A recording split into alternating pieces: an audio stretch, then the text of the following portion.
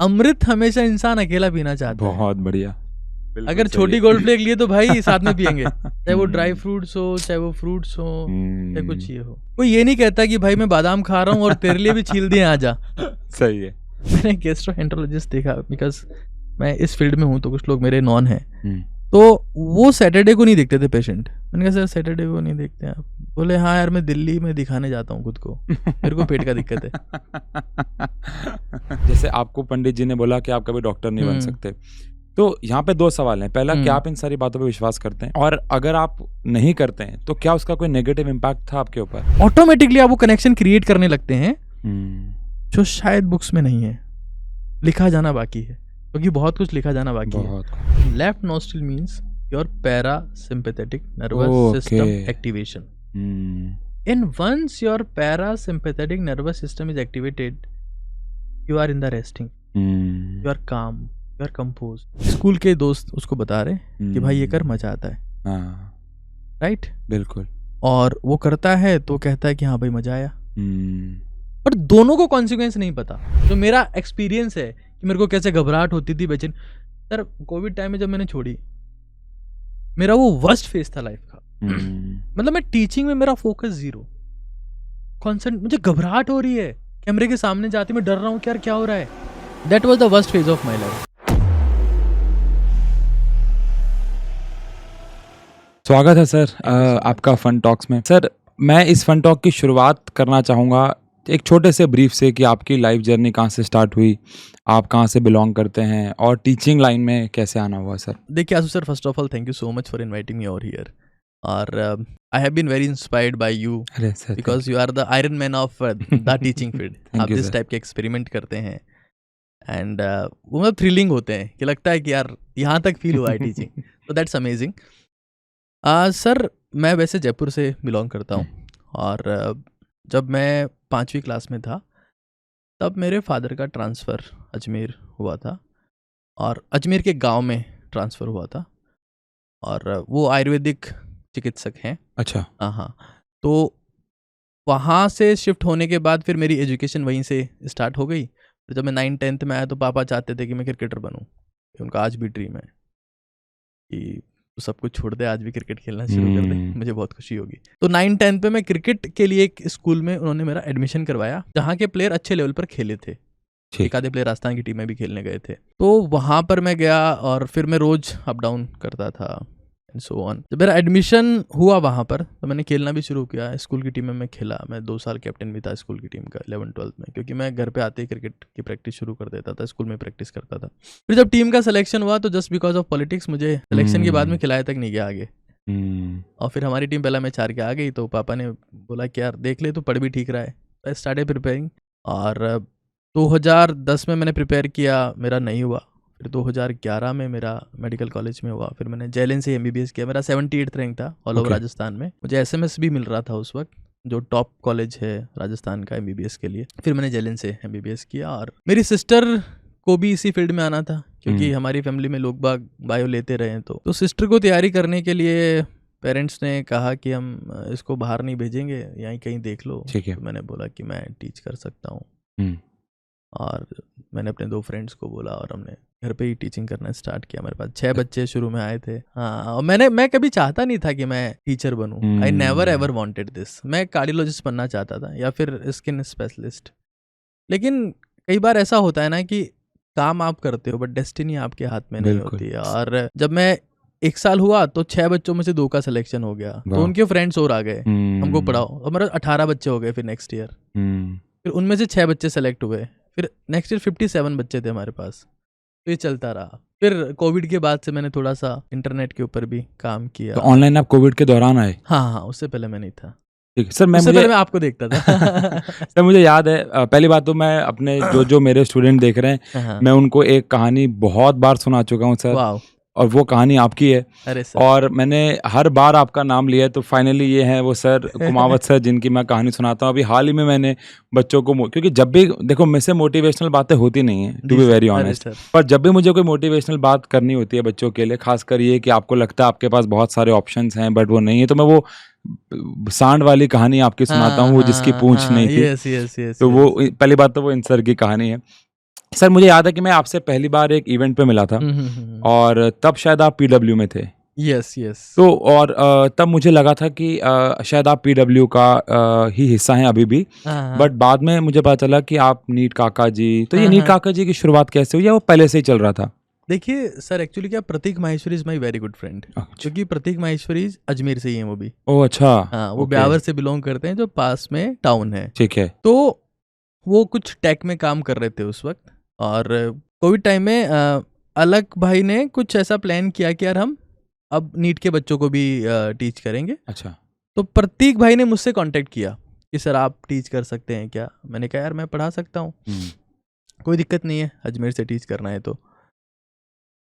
उसके बाद मैंने फिर वहाँ से थोड़ा क्लासेस लेना स्टार्ट किया। फिर वो बाद में चाहते थे कि मैं यहीं शिफ्ट हो जाऊँ। मैंने कहा यार मेरे खुद के 30-35 एम्प्लॉयज़ हैं अभी, और अगर मैं ये छोड़ के उनको आ जाता हूँ आपके तो पास आपका में, तब नीट काका चल रहा था? ऑफलाइन यस ऑफलाइन, क्योंकि मैंने सेकेंड ईयर से शुरू किया ना। तो ऑफलाइन हम सेल्सियस के नाम से चलाते हैं। अच्छा। आज हमारे पास वहाँ 20-25 स्टेट का बच्चा ऑफलाइन पढ़ रहा है अभी। तो हुआ ये ना कि फिर मैंने कहा कि यार 30-35 एम्प्लॉयज को कोविड टाइम में मैं छोड़ के आ गया, जो मेरे पे ट्रस्ट करके आए थे। वो कहेंगे कि गद्दार इंसान काहे का लीडर है।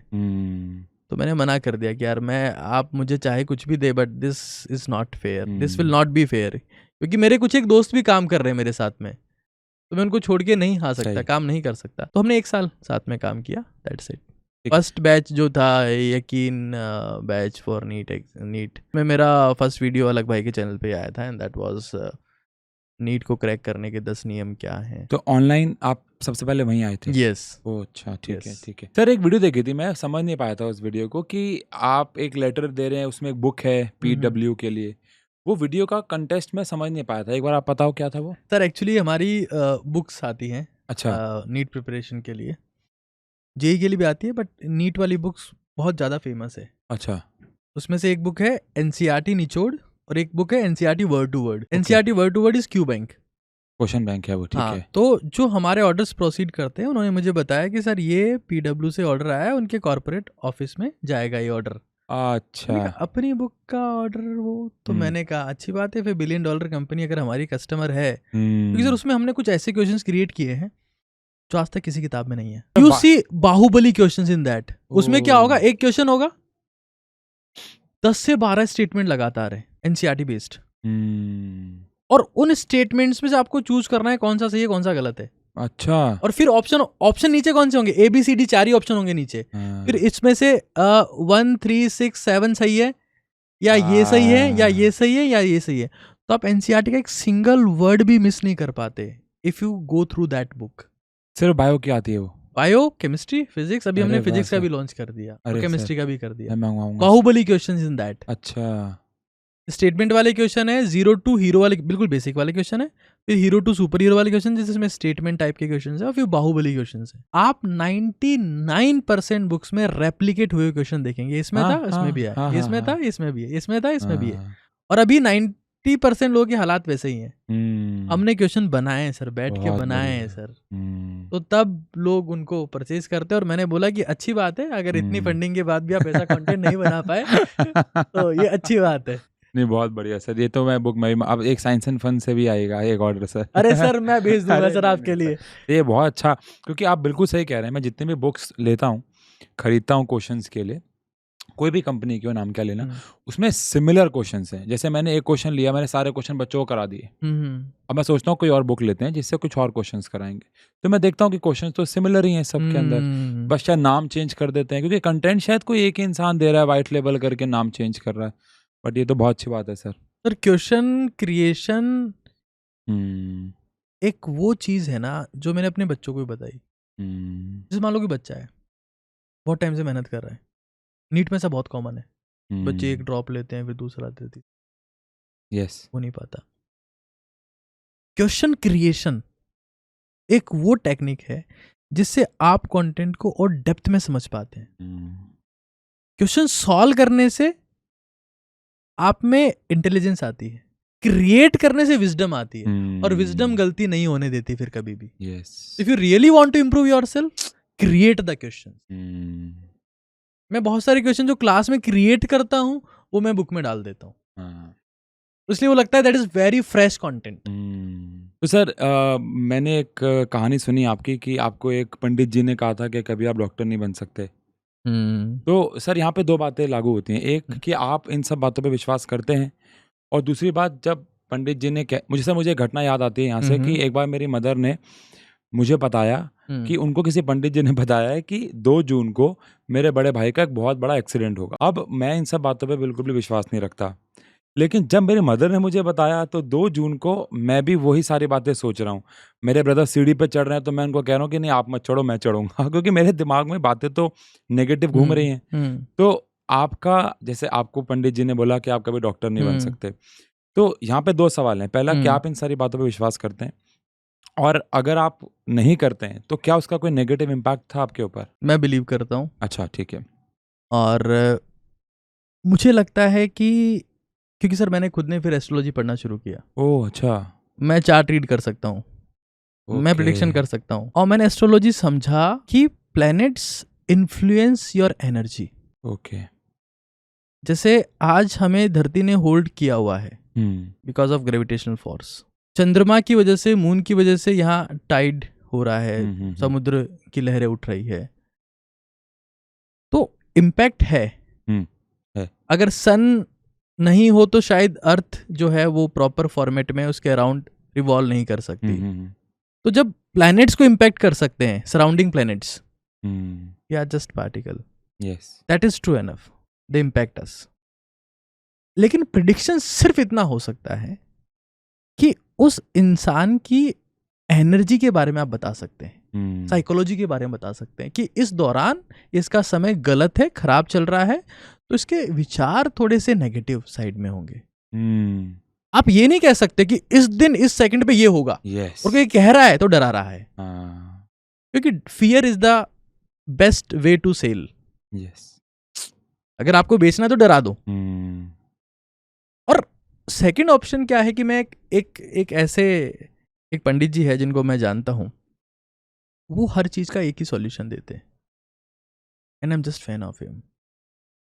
वो कहते हैं कि भाई देखो ऐसा है, कोई सा भी ग्रह प्लैनेट आपका कमजोर है, कुछ भी है, सुबह उठो और जब सारे तारे दिख रहे हो, सारे प्लैनेट्स दिख रहे हो, मतलब तारों की छाया में बोलते हैं वो, ठीक है, सुबह उठ के दौड़ लगाओ, और your every planet will be powerful. And this is so amazing. अगर आप सुबह उठ रहे हैं, आपकी बायोलॉजिकल क्लॉक से ही काम कर रही है। लोग आजकल क्या है ना, एप्पल वॉच के भरोसे, सैमसंग वॉच के भरोसे जी रहे हैं। Biological clock is damaged. Smart watch अगर आपको हेल्दी बना पाती तो शायद हर एक कंपनी, हर एक टेक कंपनी का फाउंडर तो सुपर हेल्दी होना चाहिए। बिल्कुल सही। वो कहते हैं कि बायोलॉजिकल क्लॉक को अगर आप फॉलो करते हैं तो सारे प्लैनेट्स आपके साथ काम करते हैं। जहां तक प्रोफेशन की बात है, तो उन्होंने शायद सही कहा कि मैं डॉक्टर नहीं बन पाऊंगा। मैंने एग्जाम क्रैक किया, सब कुछ किया, but still I ended up being a teacher. तो वो तो आपकी चॉइस रही, बट अगर आप बनना चाहते तो बन सकते थे। Yes obviously, choice in the sense कि मुझे आसपास के लोगों ने फोर्सफुली कहा कि नहीं।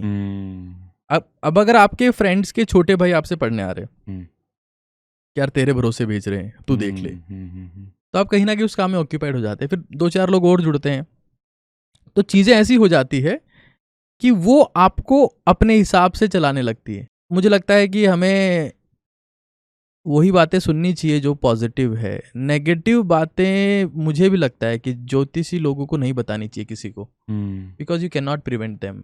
और अगर आप उनको अवेयर कर देते हैं तो आप उनके चांसेस बढ़ा देते हैं, कम नहीं करते हैं।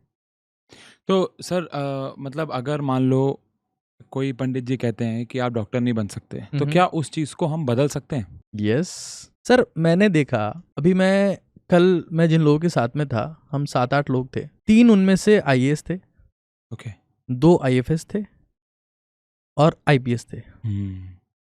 मैं पामिस्ट्री भी जानता हूँ।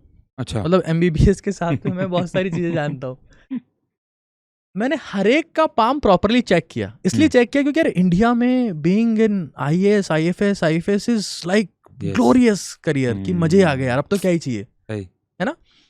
मैंने हर एक बंदे का पाम चेक किया। वो कहते हैं कि सनलाइन बहुत स्ट्रांग होनी चाहिए और ये भाग्य रेखा बहुत तगड़ी होनी चाहिए।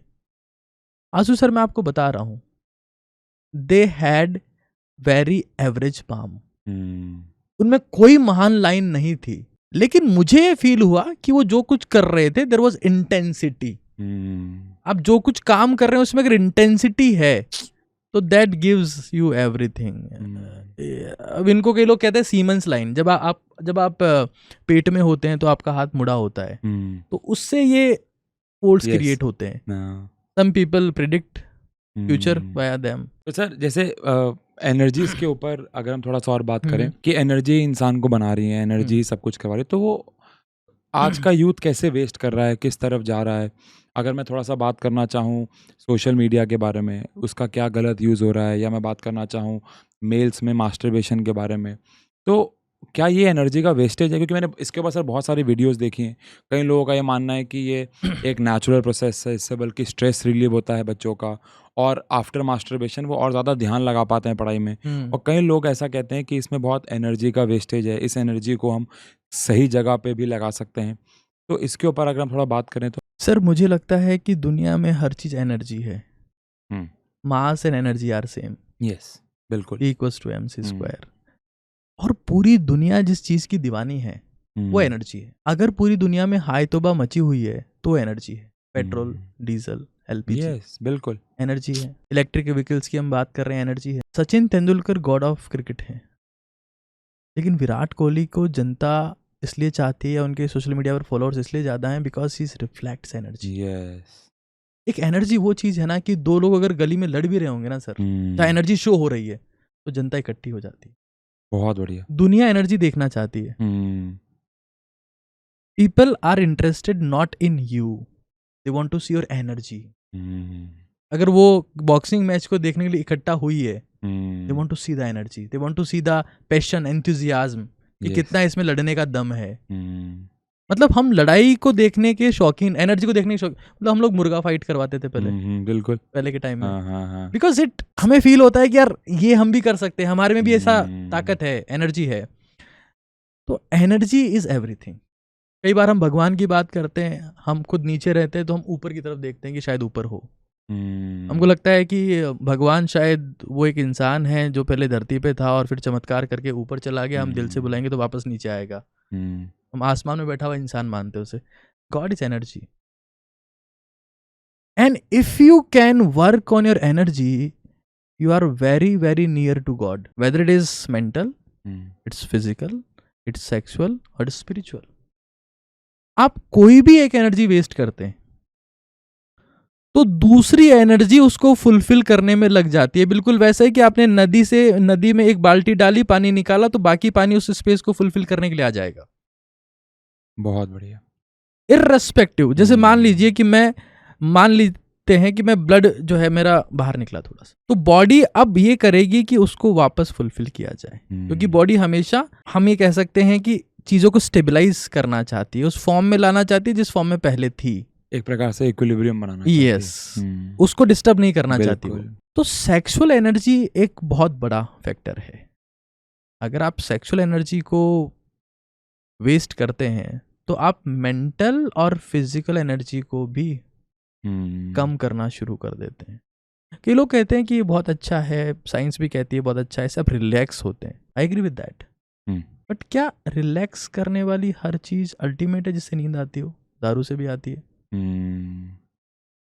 कोई नशे करने से भी आती है। Yes, if something is making you sleep, stress कम हो रहा है, तो बहुत सारी चीजें हैं। अगर किसी चीज से आप आराम महसूस कर रहे हैं, इसका मतलब ये नहीं कि वो चीज सही है। और जब आप सीमन रिलीज करते हैं वाया मैस्टरबेशन, तो उसमें कुछ कंटेंट से बना हुआ है वो। यस, उस फ्लूइड में कुछ तो है, दैट हैज विटामिन सी, उसमें जिंक है, उसमें प्रोटीन्स है, बहुत सारा अमीनो एसिड्स है, because that fluid is there to provide nutrition to the sperm, जिससे नई लाइफ आने वाली है। तो उस न्यूट्रिशन को आप बाहर निकाल रहे हो। अगर फीमेल्स में देखा जाए तो हर महीने ओव्यूलेशन होता है और उनका एक साइकिल होता है।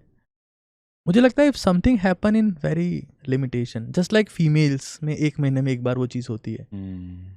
अगर एक्सट्रीम केसेस में आपकी डाइट बहुत अच्छी है, आपका वर्कआउट बहुत अच्छा है, and that thing is happening once in a month, I will say that is fine. But if you are doing that on daily basis, you will damage yourself. Completely damage yourself. कुछ करने का मन ही नहीं करेगा sir आपका, कुछ करने का मन ही नहीं करेगा। आप उठेंगे, वो करेंगे और सो जाएंगे। That is the zeal, that is the passion, that is the desire कि मुझे कुछ करना है, and that has been found. अगर आप देखेंगे ना कि दुनिया में 99% लोगों की जो सक्सेस की स्पीड होती है वो 38 से 55 साल के बीच में बहुत फास्ट होती है। 38 साल के आसपास लोग टेक ऑफ करते हैं। क्यों? क्योंकि उनकी सेक्सुअल एनर्जी जो है उस वक्त तक कम हो जाती है। बहुत सही, समझ गया। और वो मेंटल और फिजिकल की फॉर्म में रिफॉर्म होना शुरू हो जाती है just because of their hormones. तो अगर किसी को टेक ऑफ पहले करना है, they have to understand this कि हम बार बार लैंड ना हो। बहुत। तो सर मतलब इसके लिए क्या करना होगा एक बच्चे को? जैसे मान लेते हैं कोई एक बच्चा है जो ये पॉडकास्ट देख रहा है, अब वो बहुत फ्रीक्वेंटली मास्टरबेट करता है, तो उसके लिए अब उसके पास क्या सॉल्यूशन है कि वो इसे कैसे कंट्रोल करे? सर हमने एक मिशन बनाया। अच्छा। ओजस्वी तेजस्वी तपस्वी भारत। उसका गोल यही है कि इंडिया के यूथ को बर्बाद होने से पहले हम बता दें कि आप क्या ऐसा कर सकते हैं। क्योंकि उसको एजुकेशन कौन दे रहा है? वो पेरेंट से, मतलब माँ से ऐसी बात नहीं कर सकता, पापा से वो डरता है, स्कूल के दोस्त उसको बता रहे कि भाई ये कर, मजा आता है। राइट, बिल्कुल। और वो करता है तो कहता है कि हाँ भाई मजा आया, पर दोनों को कॉन्सिक्वेंस नहीं पता। हर मजे की सजा है सर, ये क्लियर है। बहुत सही। इंपॉर्टेंट ये है ना कि आप को समझना पड़ेगा कि एनर्जी को आप डिस्ट्रॉय नहीं कर सकते, क्रिएट नहीं कर सकते, सिर्फ चैनलाइज कर सकते हो। और चैनलाइज करने का ये रास्ता है that you become physically more active. आप किसी, जैसे मान लेते इंडियन आर्मी में किसी का भर्ती हुआ, सुबह उठो, दौड़ो 10 किलोमीटर, वर्कआउट करो, ढंग का खाना खाओ, टाइम पे सो जाओ। थॉट भी नहीं आता सर, जिसका पसीना नहीं बहेगा उसका वीर्य बहेगा। बहुत बढ़िया, बहुत बढ़िया। पसीना बहाना पड़ेगा आपको, बहुत बढ़िया। ये बहुत क्लियर है। मतलब हम लोग पसीना बहाने के लिए 2,500, 3,000, 4,000, 5,000 देके जिम में जाते हैं। सर मैं पहले जिम गया, I don't go to gym now. अच्छा सर, पर मैं सिर्फ घर पे ही वर्कआउट करता हूं। और उसमें क्या करता हूं, सीढ़ियां चढ़ता हूं। एक स्टेयर चढ़ने का मतलब है जमीन पे 5 कदम चलना। अगर कोई इंसान 20 मिनट सीढ़ियां चढ़ रहा है, वो पसीने से नहा लेगा सर। बिल्कुल। वो एक कहावत है कि जो इंसान पानी से नहाता है वो सिर्फ लिबास बदल सकता है, जो पसीने से नहाता है वो इतिहास बदल सकता है। ये मतलब बहुत कॉमन कहावत है। मुझे लगता है कि हर युवा को पसीना बहाना पड़ेगा अगर वो ये चाहता है कि उसमें एनर्जी रहे, स्टेमिना रहे। और फिर वो स्टेयर क्लाइंबिंग को ही मॉडिफाई कर सकता है कि डंबल लेके चढ़ रहा है, वेट लेके चढ़ रहा है, अगर ईंट लेके चढ़ रहा है तो बॉडी पे फोर्स पड़ता है। कुछ ना कुछ वर्कआउट आपको करना पड़ेगा, वरना आप बर्बादी के उस रास्ते पर चले जाएंगे जहाँ से आपकी क्रिएटिविटी, आपकी पॉजिटिविटी, हर चीज़ खत्म हो जाएगी। पसीना बहाना एकमात्र इलाज है, और इन सब चीज़ों से दूर हो। क्योंकि ऐसा कहा जाता है कि भोगी लोग जो एक दिन रोगी बन जाते हैं वो रात को जागते हैं। आप जब सुबह वर्कआउट कर रहे हैं तो बहुत कम संभावना है कि आप रात को जागेंगे। बिल्कुल, अपने आप नींद आ जाएगी आप। और ये सब चीजें रात को ज्यादा स्प्रेड हो रही होती है। इसने वो लिंक शेयर कर दिया, उसने वो लिंक भेज दिया, इसने ये फोटो भेज दी। इंस्टाग्राम पे भी लोग ऐसी फोटो रात को डालते हैं जो कुछ इस टाइप की हो। तो that damages I think. Sir कोई ऐसा कोई तरीका जिससे बच्चा रिलैक्स भी हो लेकिन उसकी एनर्जी वेस्ट ना हो? सर सबसे इम्पॉर्टेंट है, एक तो मैं कहूँगा कि स्वेटिंग, मतलब पसीना। मैं 3 चीज़ें हमेशा कहता हूँ कि अगर इंसान को सैड नहीं होना है, SAD नहीं होना है, तो SED में इन्वेस्टमेंट करना पड़ेगा। Sleep, exercise, diet. आज अगर बहुत सारी जनता सैड है, स्ट्रेस्ड है, मैं एक डेटा देख रहा था, इंडिया का 20 करोड़ लोग ऐसा है जो भी डिप्रेशन में, एंजाइटी में, डायग्नोस्ड ही नहीं है सर। एक आइसबर्ग फिनोमिना होता है, टिप ऑफ आइसबर्ग होता है। इसमें ये होता है कि 1% लोग एक्सपोज हो पाते हैं, 99% हमेशा नीचे ही रहते हैं। तो हमें ये समझना पड़ेगा, स्लीप वेल। मतलब मैं देखता हूँ भारत में मोटिवेशन के नाम पर ये कहा जाता है कि सोना छोड़ दो। अगर आपकी नींद चली गई तो आपके पास कुछ बचेगा नहीं sir. That is the only healing process that we got naturally. ऊपर वाले ने हमें दिया, हमारे पास वाले ने हमें दिया, मतलब गॉड की बात कर रहा हूँ मैं, ऊपर नहीं देखता हूँ नॉर्मली। एक्सरसाइज, ताकि आपका GIT, आपका पेट परफेक्शन के साथ में काम कर सके। आपका पेट सही नहीं है, आप कुछ भी खा लो, सही पचेगा ही नहीं। और डाइट आपकी थोड़ी ठीक होनी चाहिए। अगर कोई इंसान 1000 रुपये इंटरनेट पे खर्च कर रहा है ना सर, तो 500 रुपये खुद की डाइट पे भी लगा सकता है। सर जैसे क्या स्लीपिंग आवर्स होने चाहिए एक बच्चे के या किसी भी एवरेज ह्यूमन के, और क्या ये मेल फीमेल में वेरी करता है, और डाइट में मतलब बच्चा क्या अपने चेंजेस लेके आ सकता है? सर देखिए, अगर मैं बेसिक ह्यूमन इवोल्यूशन की बात करूं तो ह्यूमन डेवलपमेंट में जो ब्रेन डेवलपमेंट था वो एक बहुत मेजर एस्पेक्ट था। और ब्रेन डेवलपमेंट में जब इंसान ने पका हुआ खाना खाया, उसको एक बार जंगल में आग लगी तो उसको पका हुआ मांस मिला, तो उसका खाना जल्दी डाइजेस्ट होने लगा। हमारी बॉडी के 2 मेजर ऑर्गन्स है, एक स्टमक और एक ब्रेन, जो सबसे ज्यादा ब्लड कंज्यूम करते हैं। जैसे आप खाना खाओगे नींद आएगी, यहाँ ब्लड सप्लाई कम होगी। तो जब उसने पका हुआ खाना शुरू किया तो यहाँ से फटाफट डाइजेस्ट हुआ बढ़िया, और वो ब्लड ब्रेन की तरफ चला गया। और हमारी बॉडी का रूल है, जहाँ ब्लड है वहीं ग्रोथ है, वहीं डेवलपमेंट है, वही फंक्शनल होगा। तो आप खाना ऐसा खाएं जो इजीली डाइजेस्टेबल हो। अभी मेरा ये रहता है कि मैं खाने को बॉईल करके खाता हूँ और पीस के खाता हूँ आजकल। अच्छा। मैं 3 बोट, हाँ, मेरे लिक्विड डाइट के नाम से अगर आप सर्च करेंगे लिक्विड डाइट ABK सर, तो you will see there. Sir क्या है लिक्विड डाइट में? बीज होते हैं उसमें, flax seed, chia seed, sunflower seed और पंपकिन सीड। अच्छा। 4 टाइप के बीज होते हैं। 3-4 टाइप के ड्राई फ्रूट्स होते हैं जो बेसिक हैं, है ना, उनको मैं भिगो देता हूँ। फिर कोई सा एक फ्रूट होता है, बनाना हो सकता है कुछ ऐसा, तो सीड्स होते हैं, ड्राई फ्रूट्स होते हैं, फ्रूट होता है, दलिया या खिचड़ी में से थोड़ा कुछ होता है, बॉइल्ड एग या फिर कुछ प्रोटीन। मैं बॉइल्ड एग नॉर्मली डालता हूँ, ठीक है, और उसकी 2 बोतलें पीस के रख लेता हूँ। अच्छा, पीस लिया? हाँ, पीस लिया, और फिर मैं उसको सुबह ब्रेकफास्ट में पीता हूँ, फिर ऑफिस में पूरे दिन पीता हूँ। अच्छा। और फिर मैं रात को और एक बार आके पी लेता हूँ। तो आप खाना नहीं खाते? नहीं, नाउडेज सिंस 6 months। अच्छा। तो क्या चेंजेस आपको देखने को मिले इससे? मुझे कभी स्लगिश फील नहीं होता। मुझे ये फील नहीं होता कि मुझे खाना खा के अब 1 घंटे लेटना है। मुझे ये महसूस नहीं होता है कि यार अब खाना खाना है। मैं आपसे बात कर रहा हूँ, मैं खा रहा हूँ। तो मुझे ये, और फिर ये हुआ कि मुझे कभी ऐसा डाइजेस्टिव इश्यूज मेरे खत्म हो गए। इंसान चेंजेस कब लाता है? जब उसको लग रहा है कि यार कुछ ऐसा हो रहा है जो, और पेट का इश्यू, आप हिंदुस्तान के किसी भी गैस्ट्रोएंटरोलॉजिस्ट के पास चले जाना, अगर किसी का पेट का इश्यू हो गया तो कोई ठीक नहीं कर सकता। मैंने गैस्ट्रोएंटरोलॉजिस्ट देखा, बिकॉज मैं इस फील्ड में हूँ, तो कुछ लोग मेरे नॉन हैं, तो वो सैटरडे को नहीं देखते थे पेशेंट। मैंने कहा सर सैटरडे को नहीं देखते आप? बोले हाँ यार, मैं दिल्ली में दिखाने जाता हूँ खुद को, मेरे को पेट का दिक्कत है। तो ये हकीकत है, बिकॉज स्टमक वो चीज है ना जो रोज काम में आ रही है, रोज खाना जा रहा है। आपकी हड्डी टूट गई तो वहां वो काम चल रहा है, हीलिंग का काम चल रहा है। पेट रोज काम में आता है, उसका हीलिंग करना बहुत टफ है। Only the smooth food. अब जैसे बच्चों का तो बहुत अच्छा पेट काम करता है, कोई दिक्कत नहीं होती उनको, लेकिन हिंदुस्तान में 70% जनता पेट से त्रस्त है।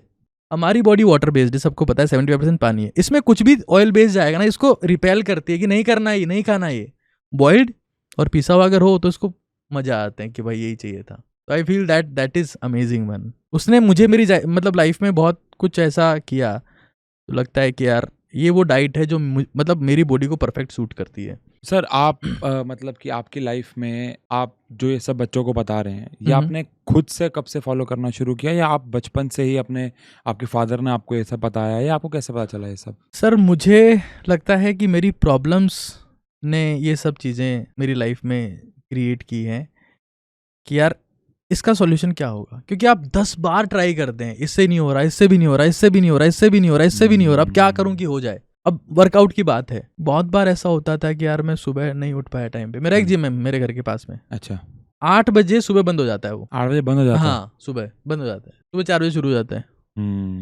तो मान लो मैं कहीं से लेट आया, मैं एक दिन 8:15 बजे उठा कि यार जिम तो बंद है, अब क्या करूं। हफ्ते में 3 बार हो रहा है ऐसा।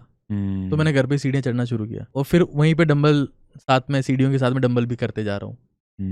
डाइट हो चाहे कुछ और चीज़ें हो, जितनी भी चीज़ें मेरी लाइफ में आई है ना, ये हिट एंड ट्रायल मेथड से आई है। एक्सपेरिमेंट करते जाओ, करते जाओ, करते जाओ, करते जाओ, करते जाओ। हमारी बॉडी में जितने डाइजेस्टिव इश्यूज हैं अगर देखा जाए, क्योंकि मैं जब बच्चों को टीच करता हूँ, प्री मेडिकल वाले बच्चों को जो नीट की तैयारी कर रहे हैं, मैं उनको समझाता हूँ कि अगर आपकी बॉडी परफेक्ट नहीं है ना, आप भूल जाना कि आप कुछ कर पाओगे।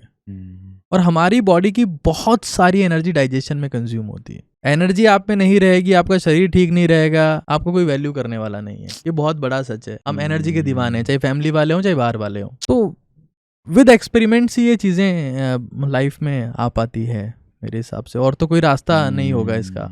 और मैं कुछ चीज़ें ऑब्जर्व भी करता था, जैसे मैंने पढ़ा कि यार खाना खाते हैं फिर स्टमक में जाके चर्निंग होता है, वो फूड को लिक्विड में कन्वर्ट कर देता है।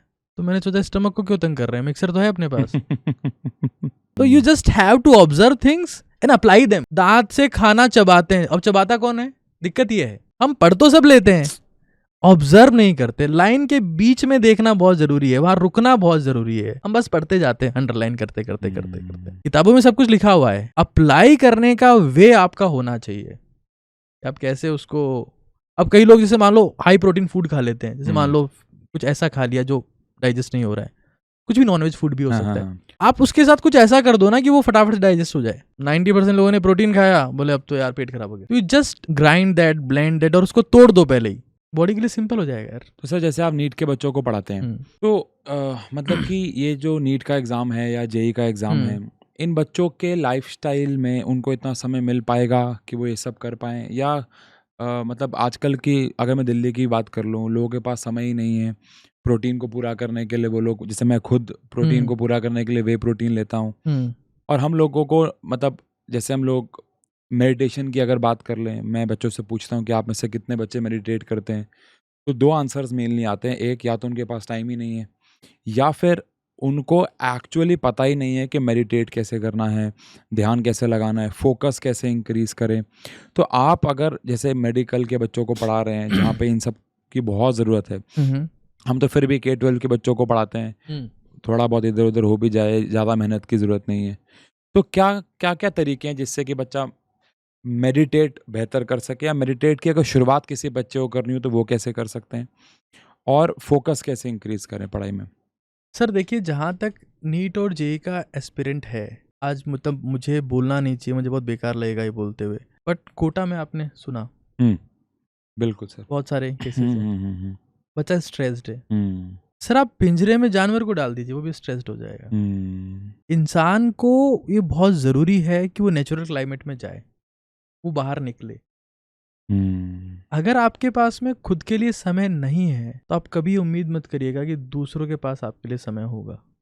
ये बहुत क्लियर कट है। अगर इंसान खुद के ऊपर काम नहीं कर रहा है और वो ये सोचता है कि दुनिया मुझे देखेगी या दुनिया मुझे वैल्यू करेगी, तो दिस इज सेंसलेस थिंग। एक बहुत बेसिक कहावत है कि अगर आपको कोई एक पेड़ काटना है और आपके पास कुल्हाड़ी है और 6 घंटे का समय आपके पास में है, तो धार देना बहुत ज़रूरी है। ये लोग ये कहते हैं कि हमारे पास टाइम नहीं है, because you are not efficient. और एफिशिएंसी खुद के ऊपर काम करने से आती है। आप दुनिया को, आपके पास एक इंस्टाग्राम पे मैसेज आ गया, व्हाट्सएप पे मैसेज आ गया, हेलो आ गया, आप 6 मैसेज 7 मैसेज तो आपने रिप्लाई कर दिए और आप बैठे हो 5 घंटे से, कब रिप्लाई आएगा इसका? You are investing in others, and when you invest in others you will have never ever have time for yourself. तो टाइम की शिकायत मेरे हिसाब से वही लोग करते हैं जो खुद से प्रेम नहीं करते, और जो खुद से प्रेम नहीं करता उससे कोई प्रेम नहीं करता। तो चाहे नीट का बच्चा हो, जेई का बच्चा हो, यूपीएससी का बच्चा हो, एक बरेली में अविनाश चंद्र जी के नाम से डीआईजी लगे हुए हैं। अभी मैंने एक मेडिटेशन का सेशन डाला, उनका बहुत बड़ा कमेंट आया कि सर मैंने आपका वीडियो देखा मेडिटेशन के ऊपर, मैंने जिंदगी में पहली बार ऐसा वीडियो देखा है जिसको मैं शांति से एक घंटे तक देखता रहा, and this is so amazing. आप बहुत अच्छा काम कर रहे हैं सर। मेडिटेशन हो चाहे वर्कआउट हो, मेडिटेशन को हिंदी वर्ड अपन समझ लेना अगर, क्योंकि बहुत फैंसी बना दिया इसको। ध्यान। अगर मैं आपसे बात कर रहा हूँ, मैं कुछ बोल रहा हूँ, तो मैं क्या बोल रहा हूँ अगर मेरे शब्दों के ऊपर मेरा ध्यान है। मैं आपसे बात कर रहा हूँ, मैं सिर्फ आपसे ही बात कर रहा हूँ, यहाँ मेरा पूरा फोकस है। आप और मैं मेडिटेशन की स्टेट में होंगे। अब बच्चा क्लास में बैठा है, आंसू सर क्या पढ़ा रहे हैं, अगर उसका पूरा फोकस वहीं पर है तो मेडिटेशन में है। It's a practice sir. आज अगर आप किसी बैंक में जाते हैं तो वहां पर लोग बाग पासबुक फेंक दे रहे हैं, चेकबुक फेंक दे रहे हैं, बाद में आना लंच टाइम हो गया, पता नहीं क्या क्या चल रहा है। जो काम आप कर रहे हैं उसमें पूरा फोकस लगा दें, दैट इज द मेडिटेशन। तो या तो आप बुद्धू बनेंगे या बुद्ध बन जाएंगे। भगवान बुद्ध ने जब मेडिटेशन की बात की, ध्यान की बात की, तो उन्होंने कहा कि सांस ही एकमात्र रास्ता है, सांस ही एकमात्र धर्म है जो आपको भगवान तक पहुंचा सकता है, और कोई धर्म नहीं है। The only bridge between you and God is your breathe. And he said कि आपको सिर्फ अपने इस मोमेंट पे, अपनी सांस पे ध्यान देना है। ये सांस आपकी जिंदगी को बदल सकती है, उन्होंने ये बताया। अब उसको बाद में हम सभी लोगों ने कॉम्प्लिकेटेड कर दिया कि नहीं आपको यहाँ तीसरी आंख पे ध्यान देना है, अपनी भ्रुकुटी पे ध्यान देना है, या झंझनाहट फील हो रही होगी, सनसनाहट फील हो रही होगी, अननेसेसरी। अगर आप फाउंडेशन पे शिद्दत से काम करते हैं तो आप महसूस करेंगे कि आपकी जिंदगी में हर चीज बहुत सिंपल हो जा रही है। सर कैसे, मतलब अगर मान लो मैंने आज तक मेडिटेट नहीं किया, मुझे कल से करना है, तो कैसे शुरुआत कर सकते हैं? सर मुझे लगता है कि अगर किसी ने मेडिटेशन नहीं किया और वो अपनी लाइफ में ऑलरेडी बहुत अच्छा कर रहा है, आप बहुत बहुत बेहतरीन कर रहे हैं। आपको पता है एक बात, शायद आपके बारे में आपको नहीं पता होगा, जब एक्सपेरिमेंट कर रहे होते हैं तब आप नियरली मेडिटेटिव स्टेट में होते हैं, आपका पूरा ध्यान वहीं पर होता है। Even that is enough. और अगर कोई मेडिटेशन नहीं कर रहा है, करना चाहता है, तो मैं कहूंगा कि अपने काम में और ध्यान लगाओ, थोड़ा काम को धीरे करो। मैंने आपकी वीडियोस देखी हैं, आप बहुत धीरे धीरे बोलते हैं। हाँ, एक कहावत है, जल्दी का काम शैतान का। भगवान तक जाने का, या मतलब परफेक्शन तक जाने का, भगवान मतलब परफेक्शन जाने का रास्ता है that you slow down yourself, and once you slow down you start observing your actions, and once you start observing you feel relaxed. ठीक है, तो फाइन। बट फिर भी लोग कहते हैं, मैं एक मेडिटेशन सजेस्ट करता हूँ जो मैंने खुद ने क्रिएट किया, दैट इज 21M। 21M? हाँ, 21M मतलब 21 मेडिटेशन नाम है उसका, जो मैंने क्रिएट किया। उसमें आपको यहाँ हाथ रखना होता है, ठीक है, और जस्ट 21 बार आपको अपनी ब्रीथ को ऑब्जर्व करना होता है कि मैं सांस ले रहा हूँ। अपने एग्जिस्टेंस को ऑब्जर्व करना होता है कि हाँ मैं हूँ, मैं सांस ले रहा हूँ। हम दूसरों के एग्जिस्टेंस को, दूसरों की प्रोफाइल्स को, दूसरी जगहों को, दूसरा दूसरा दूसरा दूसरा दूसरा और सिर्फ दूसरा, खुद में खो जाना मेडिटेशन है sir. If you lost in yourself you are at the Buddha stage, वरना आप बुद्धू बन जाएंगे। बुद्ध का मतलब खुद, जो खुद पर ध्यान दे ले वो बुद्ध है। और फिर आपको वो इंसाइट्स मिलने लगती है ना जो किताबों में भी नहीं है। आपको कुछ ऐसा ऑटोमेटिकली आप वो कनेक्शन क्रिएट करने लगते हैं जो शायद बुक्स में नहीं है, लिखा जाना बाकी है, क्योंकि बहुत कुछ लिखा जाना बाकी है। और वो सिर्फ इस तरीके से आ सकता है, या तो आप स्लो डाउन हो जाएं। आप खुद देखिएगा ना सर, जब आप क्लास को शांति से लेते हैं, धीरे से लेते हैं, धीरे धीरे लेते हैं, तो आप कुछ ऐसा बता पाते हैं जो आपने क्लास से पहले सोचा भी नहीं होगा। बहुत सही यार, आज तो मैंने वो बता दिया जो मैं सोच के ही नहीं आया था यार, because you are in meditation state. God से कनेक्शन हुआ आपका, और गॉड ने वो कॉस्मिक एनर्जी ने आप में वो इनपुट डाल दिया जो आप लेकर नहीं आए थे वहां पे, बट यू वर काम, शांत थे, तो चीज आ गई। सर ये जो जर्नी है एक स्टूडेंट की, उसमें क्या ऐसा है, क्योंकि अभी तक हमने जो बात की वो कहीं ना कहीं मैं नोटिस कर रहा हूँ, चाहे वो मास्टरबेशन की हो या किसकी, वो मेल के रिस्पेक्ट से। तो क्या आपको लगता है कि मेल और फीमेल के प्रोसेस में पढ़ने के या लाइफ में आगे भी डिफरेंसेस होते हैं, और किसकी लाइफ आपके साथ ज़्यादा मुश्किल है? सबके ऑब्वियस बात है, सबकी लाइफ में अपनी अपनी मुश्किलें हैं, बट फिर भी ऐसा क्यों कि ज़्यादातर हम लोग मेल के ऊपर वीडियोस बना रहे हैं कि उनको मास्टरबेट नहीं करना चाहिए? फीमेल्स भी तो मास्टरबेट करती हैं। सर देखिए, मेल की लाइफ टफ है या फीमेल की लाइफ टफ है, एक बार हिस्ट्री से कनेक्ट करते हैं इसको। पहले के टाइम में क्या होता था कि सेक्स रेशियो ज़्यादा था। रीज़न ये था कि मेल जो थे वो युद्ध में जाते थे या व्यापार करने जाते थे, तब जीपीएस नहीं हुआ करता था, जोमेटो, स्विगी, कुछ भी रूम, कुछ मतलब कुछ भी नहीं था, it was tough life.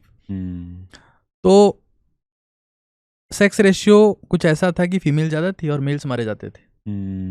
Females घर में रहती थी और मेल्स बाहर स्ट्रगल करते थे। तो हिस्ट्री तो ये कहती है that males had tough life, है ना। अभी के बारे में कुछ कमेंट नहीं करूंगा, और लोग मुझे जज करेंगे, है ना, क्योंकि अभी शायद सब बराबर है ना, अभी सब बराबर है। जहां तक मास्टरबेशन की बात है सर, आप देखेंगे कि sexually active females lower back pain की शिकायत करेंगी। अच्छा, उनको ये लगेगा कि मेरी बॉडी में एनर्जी नहीं है। मतलब कोई फीमेल भी अगर मुझे सुन रही हो तो एक बार ये काम लगातार करके देख सकते हैं, and they will feel like they are not focused, उनका कंसंट्रेशन खत्म हो गया है, एनर्जी कम हो गई है, बॉडी में हर जगह पेन हो रहा है, मूड स्विंग्स हो रहे हैं, और लग रहा है कि पता नहीं क्या ही हो रहा है। तो दैट इज इक्वली वैलिड।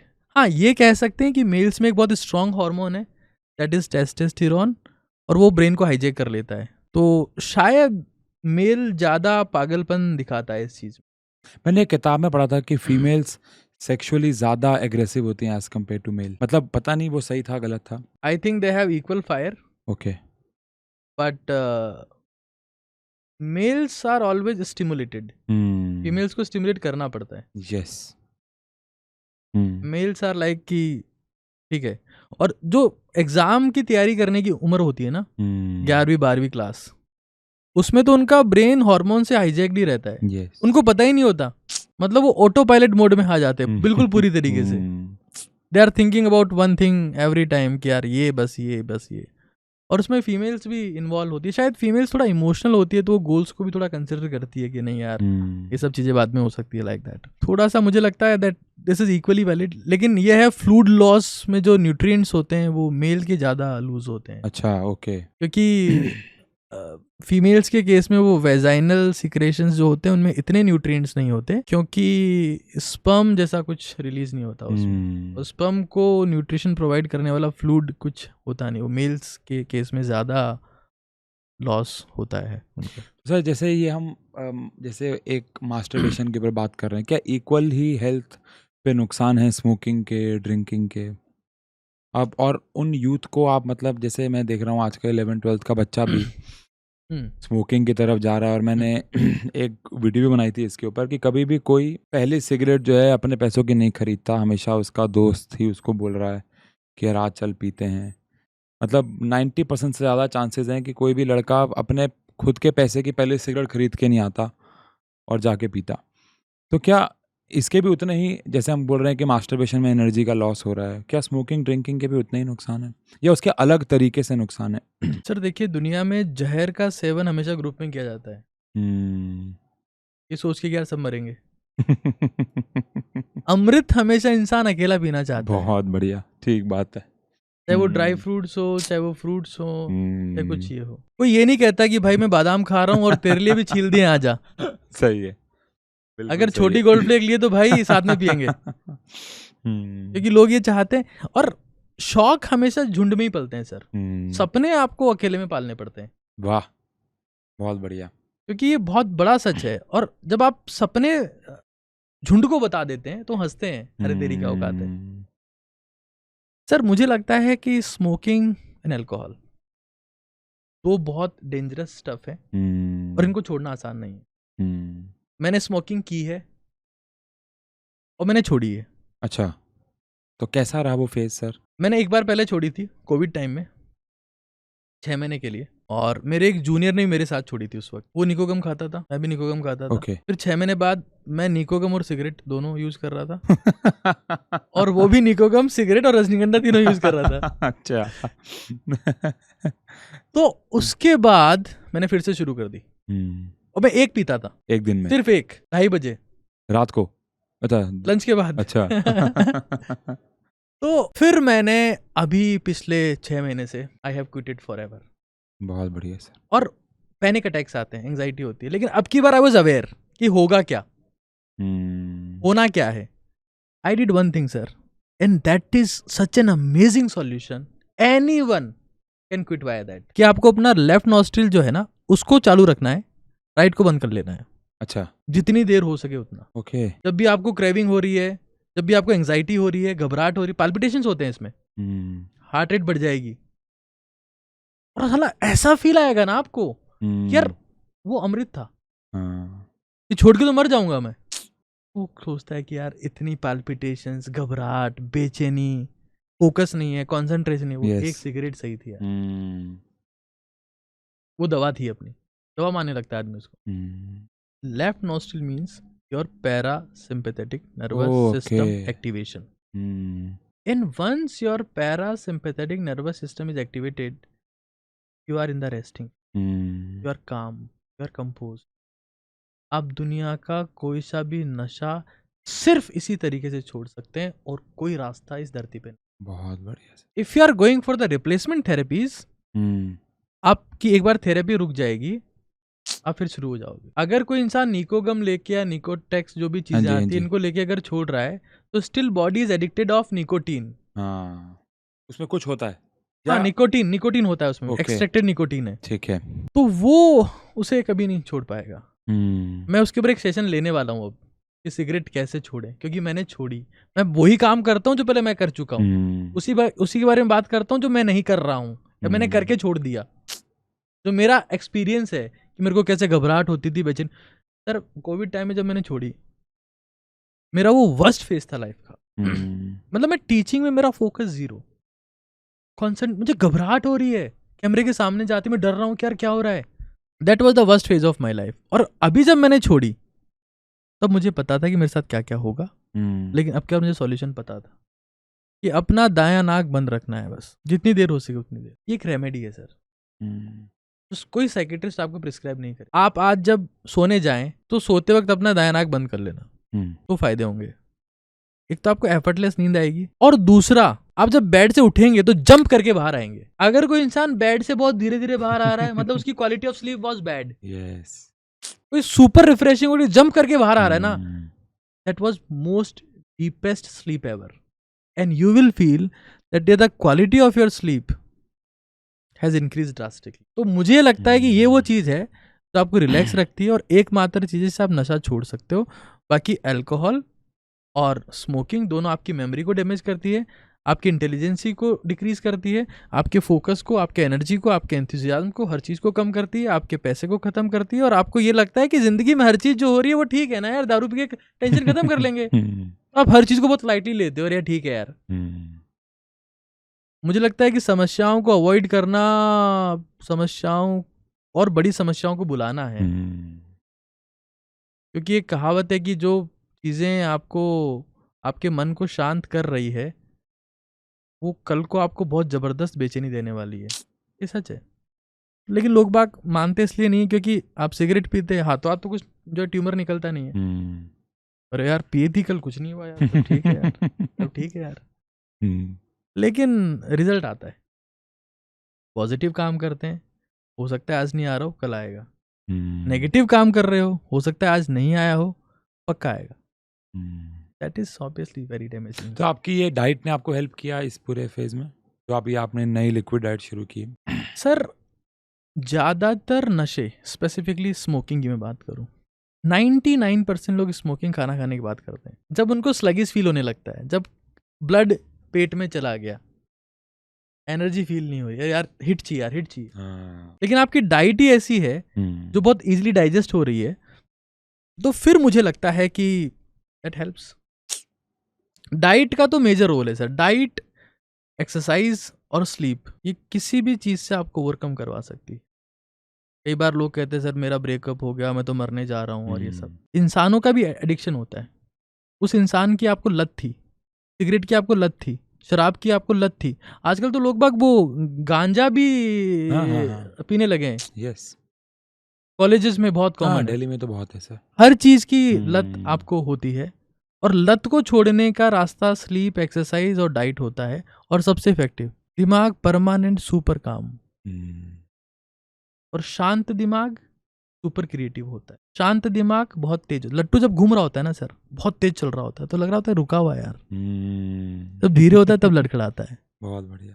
तो इससे आप शांत और बहुत तेज हो सकते हैं, बहुत तेज हो सकते हैं। ठीक है सर जाते जाते बस एक आखिरी सवाल, बहुत बढ़िया सेशन रहा, मतलब मैं ये सेशन एक्चुअली मेरे अपने लिए बहुत कुछ सीखा मैंने, और ये सारी चीज़ें मैं अपने स्टूडेंट जो ये नहीं देख पाएंगे पॉडकास्ट, मैं अपने बच्चों को बताने वाला हूँ। सर जाते जाते बस एक आखिरी सवाल बच्चों के लिए है कि जो भी अपने एग्ज़ाम की तैयारी कर रहे हैं, चाहे वो एंट्रेंस एग्ज़ाम हो, चाहे वो K-12 का एग्ज़ाम हो, उनको क्या 3 बातों पे सबसे ज़्यादा ध्यान देना चाहिए? सबसे पहले एक्सट्रीम मोटिवेटेड होके अपनी स्लीप से कॉम्प्रोमाइज़ नहीं करना चाहिए, क्योंकि स्लीप ही आपकी मेमोरी बनेगी। अगर आपके पास स्लीप ही नहीं है, सोई आप नहीं रहे हो, तो आपकी मेमोरी कभी स्ट्रांग नहीं हो सकती, और जिसकी मेमोरी स्ट्रांग नहीं है वो लोग कभी मेमोरेबल नहीं होते। वाह। मेमोरेबल वही होते हैं जिनके पास मेमोरी है। जयंती उसी की मनाई जाएगी जिसकी मेमोरी जबरदस्त है। जन्मदिन तो सबका बनता है सर। बहुत बढ़िया। जयंती आज 2 अक्टूबर। यस, हाँ। जयंती मनाने की शर्त यह है कि आपको अपने ऊपर काम करना है, स्लीप के साथ कॉम्प्रोमाइज नहीं करना है। चाहे कोई कितना भी मोटिवेट कर दे आपको कि आज से 2 घंटे ही सोना है और 20 घंटे पढ़ना है, सब बकवास। दूसरी बात, अपनी एनर्जी को संभाल के रखो। तुम युवा हो, तुम सब कुछ कर सकते हो, लेकिन एनर्जी तो होनी चाहिए ना। वो एक रहीमन दास जी का दुआ है कि रहीमन पानी राखिए, बिन पानी सब सून, पानी गए ना उबरे, मोती मानस चून। वो पानी का कहीं ना कहीं कनेक्शन सीमन के साथ में, यंग एनर्जी के साथ में है। अननेसेसरी वेस्ट ना करें। आपके पास बहुत है, इसका मतलब ये नहीं कि उसको आप खत्म कर दें। एनर्जी अगर आपने खत्म की या कम की तो आपका एडिक्शन में पड़ना बहुत बहुत कॉमन हो जाएगा और फिर आप उससे बाहर नहीं आ पाएंगे। स्लीप के ऊपर काम करना है, अपनी एनर्जी को ट्रांसफॉर्म करने के ऊपर काम करना है, वर्कआउट प्रॉपर करना है। और सर मैं एक बेसिक फिलोसफी में बिलीव करता हूँ कि अगर कोई इंसान रोज अच्छा खाता है, अच्छा पहनता है, मतलब अच्छा दिखता है, अच्छे से बोलता है, तो उसको अगले दिन और अच्छा खाने को मिलेगा, और अच्छा पहनने को मिलेगा, और बढ़िया जगह बोलने को मिलेगा। हमारे देश के पीएम इसी कॉन्सेप्ट पे काम करते हैं, ही इन्वेस्ट इन हिमसेल्फ ओनली। तो आप देख लीजिए ना कि हमारे देश में जो मोस्ट सक्सेसफुल इंसान है वो कहाँ पर फोकस कर रहे हैं, खुद के ऊपर। तो मैं यही कहूंगा कि गोल्स आपको तभी मिलेंगे जब when you focus on yourself. बहुत बढ़िया sir, thank you so much fun talks. Thank you so much. Thank you.